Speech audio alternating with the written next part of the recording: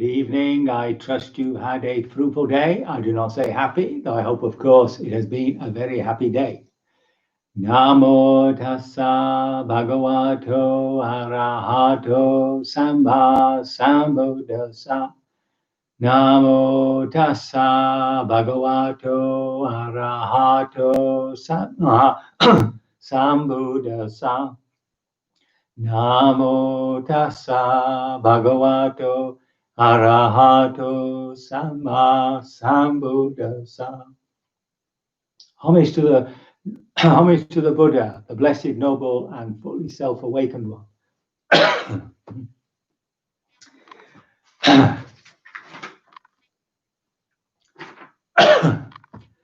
I don't think it's COVID. So, okay, this evening, I want to do an overview of two things. First of all, the discourse that we covered last night, and the earlier discourse about the self. And I just want to go through this schema. Hopefully, we can see how it all fits together, and we'll take it from there. So the Buddha says that we suffer from a delusion, right? That's one of the basic. That's the platform upon which everything goes wrong. Some form of delusion, and this delusion manifests as a self, the sense of self, the view of self, right? Now, when we think about the view of self, we're talking about how I understand myself to be, or how people understand themselves to be. So the first one is that this is what we did when we did right at the beginning of this series. There are people who say that I exist and I will continue to exist. So that's an eternalist idea, that this sense of self will continue forever. And of course, there are those materialists who say that's a load of rubbish. When you die, that's the end of it. So that's the first two. Now, the next three are to do with this sense of self-awareness. So the first one is that the self-awareness and what I'm observing is all me, right? So it's another eternalist view, you might say. Everything that I'm aware of and I'm aware of myself is all me. Then there's a separation. Some people feel that, well, I am the self-awareness, but I'm not what I'm aware of. The self-awareness is my spirit, right? So that's still an eternalist thing, but at least it doesn't include everything that we experience. It's more spiritual. And some say the observed is real, but not the self-awareness. So that's, of course, a materialist view where the sense of self is an emergent property from the physical brain. And that, of course, is an annihilationist point of view. And the final one is everything I experience myself to be, etc., is eternal, right? It's always there. I can always go back to it. I can always be it. So that's a really full-blown eternalist view. In other words, when I die, I will be exactly like me. And as you know, some people believe that they will be come back to the earth and with a renewed body. Okay, so there are all these views of a self. And this comes under, first of all, the delusion, but it also comes under this trilogy of wrong view, attachment, and conceit. It manifests as conceit, right? Which is some sort of relationship always that we have with the other. So I'm better than, I'm not as good as, and I'm equal to. Right? Now, remember that equal to is a bit of a, is also a conceit. This sounds humble. Oh, I'm equal to you. But remember, you've created a little island of a group which compares itself to another group, which is, of course, superior, and another group which is inferior. Okay, so that's the basis of the self. Now, this self now begins to perceive. And here, when it perceives, this original delusion distorts the perception. In other words, it's not seeing things as they are. It's always seeing things through this level of delusion. So first of all, that we tend to see permanent, what at least semi-permanence, what is actually fundamentally impermanent. So we tend to presume that things will stay the same. It's just one of those things. So that's when things change, especially radically, we're always in a state of shock. So that's because beneath it all, we presume that, you know, life will just carry on much the same. We mistake the painful for the pleasant. So that's to do with indulgence. So when we're indulging ourselves, it's great, but we don't see the consequences of it. So we mistake it for something that's really pleasing when in fact it's got a sting in the tail. And the not self as self. So this is the idea that something in me is completely isolated. It's a whole, entire unto itself. But when, of course, I look into it, I find it's all made up of bits and pieces. And the final one is to mistake what is ultimately ugly or foul or not pleasant for what is pleasant. And again, we're talking about relationship to human beings, etc. So as we say, beauty is only skin deep. So those are the distortions of perception that arise with the self, right? They're the perversions, as they're called, perversions, vipallasa. Now, running alongside this are our feelings, our emotions, our moods, right? And I'm not really talking here about the physical ones, just the heart ones. Now, the heart isn't logical. When we say in the evening, when we say, may all beings be free of physical pain, we know all beings are not going to be free of physical pain, but it's coming from the heart. The heart isn't rational. It's just an emotional opening, as it were. But of course, it can distort reason. It can distort. It can either support reason or distort it. So as you can see with these fanatics, this grasping, this tanha, this holding on to their anger and their hatred can cause tremendous suffering for others. On the other hand, it can be very supportive. So anger, say about the climate crisis, can be turned into very positive action. It moves you. It's a force that can push you there. But of course, it's got to move from being anger to being active compassion. And that's the problem.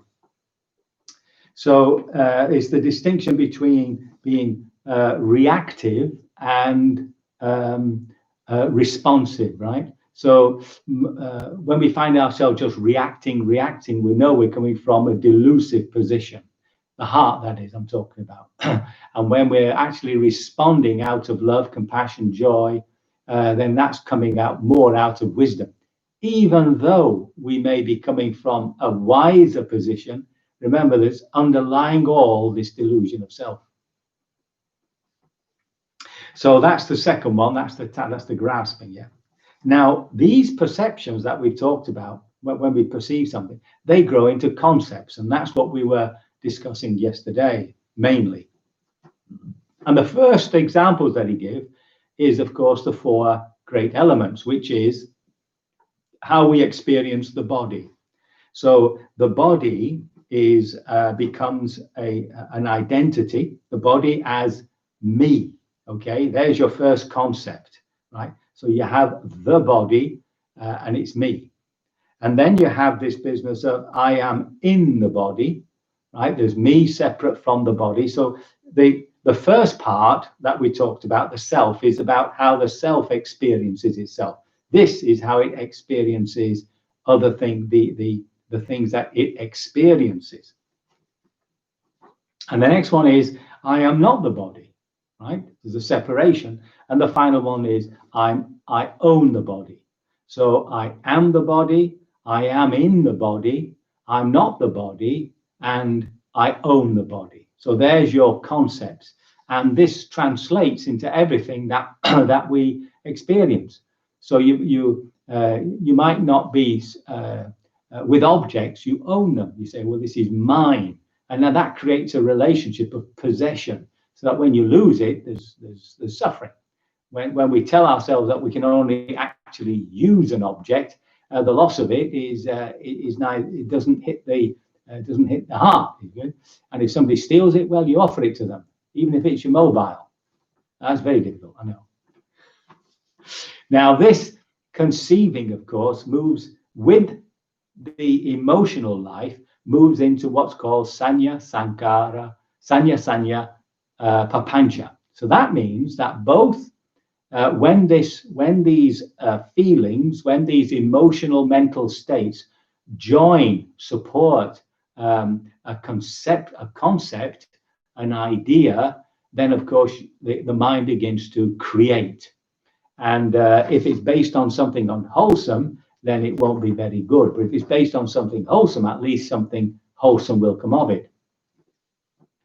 So normally speaking, this is a bit of a downer, that they have this proliferation, because it's presumed that it's always coming from the self, and that's true. But the self, the effect of the selfishness of the self can be attenuated by the practice of renunciation, the hatred by the practice of love, and the cruelty by the practice of compassion, and so on and so forth. All these vices that we find in ourselves, these horrible things that we find in ourselves, they can be changed towards their opposite by us, by being aware of what we're doing and putting the right intention into our hearts. So although it's proliferation, the proliferation can be a benefit. Hence, we do things that are good, we create things that are good for ourselves, for others, etc. So there we have that process, right? From this delusive moment where we believe ourselves to be this psychophysical organism in various ways, we perceive things in a slightly distorted way and have a reaction to them in the heart in a slightly distorted way. These two conjoin together to create, the perceptions then move into a more conceptual idea with ideas, philosophies, etc. And when that joins with the heart, you have this proliferation. And that's what happens when you're sitting here. See, if you're sitting in your meditation and off you go, and you're finally found the answer to, climate crisis, and this is what you're going to do, and you're going to save the world, then this is the proliferation, right? If you're studying the Dharma and you're actually thinking seriously about it, then of course the proliferation is a benefit to yourself and others with a bit of luck. So that's a sort of, hopefully you've got the flow of that, right? From delusion, the continual selfing, and included in this, by the way, are dependent origination, the 5 khandhas, the 6 sense bases, and what comes out of those. You can see how enormously complicated this whole thing is. So from the sense of self, we have mistaken perceptions that move into mistaken concepts. And on the other side, on the heart side, we have these reactions which are based on the self, and therefore tend to be, if they're based on the self, they tend to be unwholesome, holding on to things, acquisitiveness, hatred, etc., etc. And when these two come together, then that's how we behave. So being aware of this, we pull back on it. We try not to. We question our understandings, and we don't allow the heart to push us forward so much with its negativities. Slowly, everything begins to purify. We become more clear about things. And that's the process of awakening to the way things really are. So I hope that gives you some idea of the complexity of the Buddha's teachings. Now, you can ask yourself, of course, is this absolutely necessary? I mean, do we have to know this stuff? And the answer is no. No, for some people, it's necessary. They're very intellectual. They like to go into things.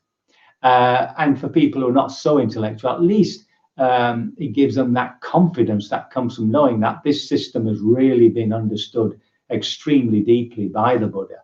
And I've not done it any justice whatsoever. Remember, Bhikkhu Bodhi's written a book on this topic.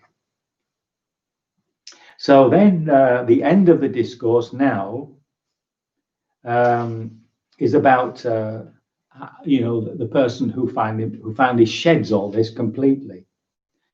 So the first one is the Arahat, the one who's completely free of taints. His old taints, the oozings, have been destroyed, who has lived the holy life, done what had to be done, laid down the burden. Oh, how wonderful. Laid down the burden, reached the true goal, destroyed the fetters of being, the chains of becoming, and is completely liberated through final knowledge, and directly he knows the earth is earth, the body is the body, etc., etc. And having directly known this, he does not conceive, he does not wrongly conceive, he has no wrong conception, shall we say. Why? Because he's fully understood it. Okay. And the same is said again, that he's come to this position because he is free of lust through the destruction of lust, right? So in other words, there's no, actually, the translation here is of raga, which is, lust, of course, has that meaning of sexuality about it. But this is more like passion, indulgent passion, passionate indulgence. But it stands really for any craving, even the slightest craving. So he's destroyed it because the actual core problem of craving has been completely destroyed. And that's the same with hatred, because he is free from the hate through the destruction of hatred. Remember, this, again, although it's translated as hatred, aversion, I always think, is a better word, because it also includes the idea of fear. Because at the basis of everything is fear, right? It's the fear of losing one's life, the fear that comes from knowing the instability of the world, that we have this idea of acquiring things to make ourselves feel safe and pushing away, getting rid of anything which is taking away that sense of safety. And of course, finally, he's free of that delusion, that fundamental delusion as to the self through the destruction of delusion itself. So that's the last thing to go, that delusion, that ignorance, that not knowing. So that's why a person is fully liberated. Now, the Tathagata, which is the way the Buddha talked about himself, pointing to himself, he is also accomplished and fully enlightened, directly knows all this stuff, and he does not mistake all these conceptions, because the Tathagata has fully understood it to the end. In other words, as deep as you can go concerning our condition, the Buddha has understood that. And he's done the same because he has understood the indulgence is the root of suffering. That's the tanha, the desire. And that with this, as a condition, there is birth, and that whatever has come to become, there is aging and death. Therefore, through the complete destruction, fading away, cessation, giving up, and relinquishing of those cravings, the Tathagata has awakened to the supreme full enlightenment, I say. So he's really stressing the fact that all that craving is completely gone in him. Not even traces of it are left in the mind, heart mind. And again, therefore, through the complete destruction, fading away, cessation, giving up, and relinquishment of all those cravings, the Tathagata has awakened to the supreme full enlightenment, I say. So basically, he's the master. He's the one who knows. And of course, this is said. He's saying this to give them confidence, because the ending of this discourse is quite rare. This is what the Blessed One said, but the bhikkhus did not delight in the Blessed One's words. Now there we are. They weren't happy at all with what he said.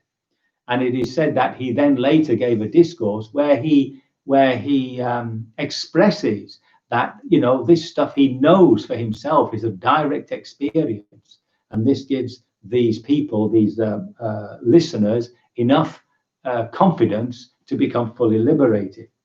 But let's just see why they weren't happy. Let's see what the commentaries say.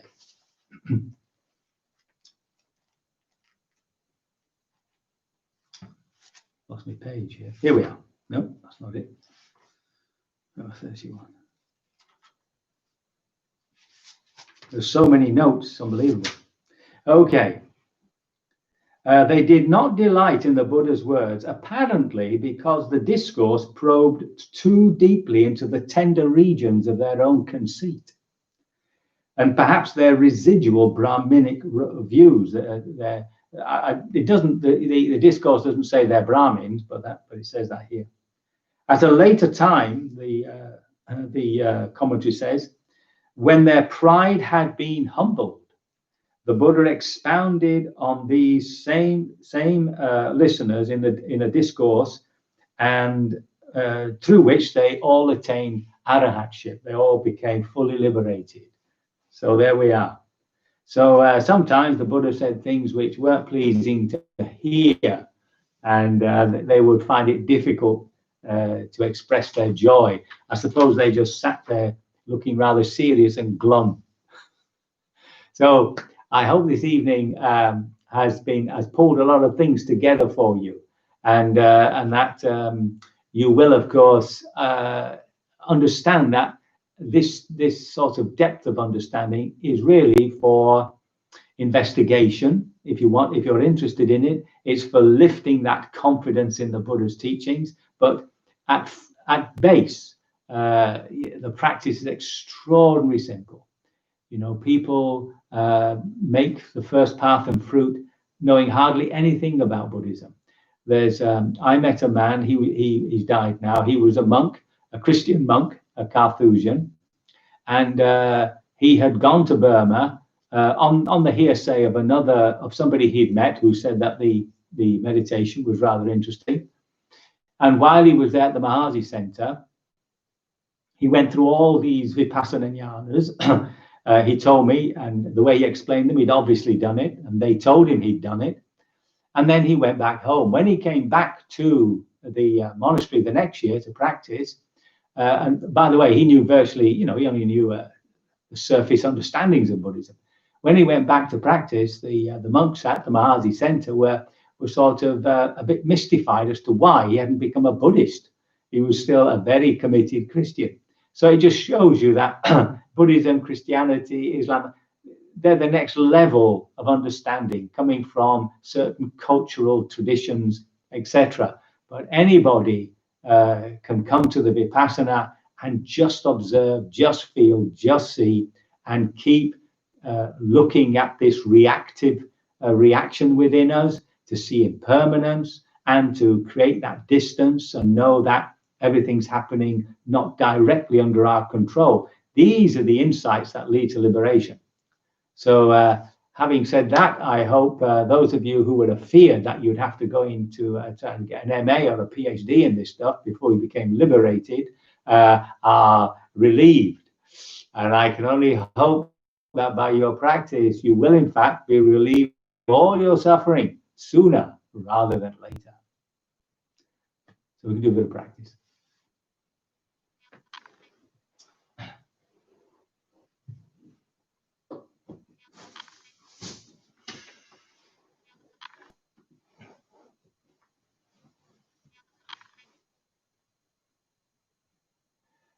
Buddha